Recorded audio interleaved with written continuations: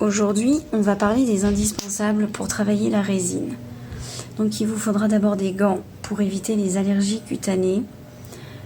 Il vous faudra aussi un masque avec les filtres à changer tous les 3 mois pour éviter les infections respiratoires. Il vous faudra aussi des lunettes de protection pour éviter les projections dans les yeux. Voilà, donc ça fait une tête super jolie, vous voyez ça.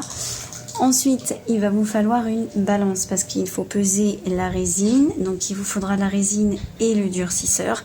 Là, je vais utiliser de la grande coulée de chez Dane Epoxy Arts sur une coulée de 10 cm maximum. Donc elle a un ratio de 2 pour 1. Là, je vais couler 300 grammes. Donc je mets 200 grammes de A pour 100 grammes de B. Donc en tout 300 grammes qu'il va falloir venir mélanger pendant 5 à 7 minutes. Donc là, je vais couper au niveau du mélange parce que 5 à 7 minutes, c'est super long. Ça donne des crampes au niveau des doigts, mais pour le mélange, c'est très important de respecter le temps de mélange, votre rapidité de mélange. Il ne faut pas mélanger très vite. Il faut aussi bien venir racler avec le bâtonnet le fond et le bord du gobelet pour que vraiment à la fin, quand vous avez fini de mélanger, qu'il n'y ait plus aucun filament qui soit au milieu de votre résine et que votre résine soit vraiment bien translucide. Ouais, j'écorche des mots tout le temps. Donc voilà, là c'est le moment fatidique où il va falloir venir vraiment mélanger. Et ensuite, vous pouvez ajouter à votre mélange de la poudre mica, vous pouvez ajouter de l'encre à alcool, de la peinture acrylique, des paillettes, ce que vous voulez. Moi, je vais rajouter des feuilles d'or parce que je le veux complètement translucide en feuilles d'or. Ce sera pour offrir pour les maîtresses de mes enfants. Donc, moi, je lésine pas sur les feuilles d'or étant donné qu'il y en a 300 grammes. Je viens vraiment, d'abord, je vais mettre 4 feuilles. Il faut vraiment bien mélanger pour bien les casser parce que sinon ça reste en gros morceaux et c'est pas très joli.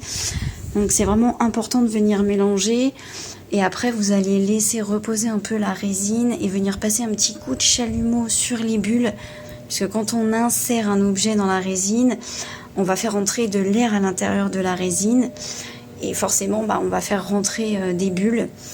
Et c'est intéressant aussi d'utiliser, une fois que vous avez coulé dans votre moule, un spray à l'isopropanol. Là, j'en ai pas, donc je vais pas en mettre. Mais une fois que vous avez coulé, venir pchiter l'isopropanol vraiment sur votre résine. Ça va vraiment éliminer les bulles et vous serez tranquille. Vous n'aurez pas besoin de surveiller toutes les demi-heures, voir s'il y a des bulles qui viennent se mettre dans votre résine. Donc après voilà, on va commencer la coulée. Je commence toujours par les bords. Donc là ça coule un peu vite, mais l'idéal c'est vraiment de couler le plus doucement possible pour vraiment essayer de ne pas faire venir d'air et de ne pas faire venir de bulles dans votre coulée. Il manque un peu de résine dans mon grand cœur, mais je viendrai recouler après, c'est pas très grave. Je recoulerai parce que pour un cœur comme ça, il vous faudra à peu près 450 grammes de résine exactement. Donc voilà, faut pas hésiter. C'est de la grande coulée, donc on peut tout couler d'un coup. Il n'y a pas de risque de surchauffe, vraiment pas. Et là, je m'aperçois que j'ai mis 4 feuilles de feuilles d'or et ça ne suffit pas. Donc je vais venir à même mon moule rajouter une feuille d'or que je vais venir remélanger dans mon moule. Bien évidemment, ça va rester collé au bord de mon moule, donc impossible à décoller. Je nettoierai quand j'aurai démoulé et que je nettoierai le moule, à savoir que les moules se changent toutes les dizaines de créations parce que ça s'abîme assez vite. Le moule finit par devenir mat et en fait au démoulage vous avez des créations qui ne sont plus brillantes mais mates et il faudra que vous veniez faire un glaçage par-dessus. Donc moi je préfère changer avant d'en arriver là parce que les glaçages c'est quand même long, ça coûte encore plus de résine. Donc un conseil, dès que les moules deviennent un peu blancs dans le fond, n'hésitez pas à racheter un moule, ça vous évitera de perdre de la résine, à devoir glacer vos créations que vous referez derrière. À savoir aussi que la résine c'est lourd, donc les moules, surtout dans ceux-là au niveau des socles, les moules se déforment. Donc après vous êtes obligé de trouver des systèmes D pour qu'ils restent bien droits et tout. Donc moi dès que je vois que ça commence à se déformer ou à devenir un peu blanc dans le fond du moule, allez, poubelle, je rachète.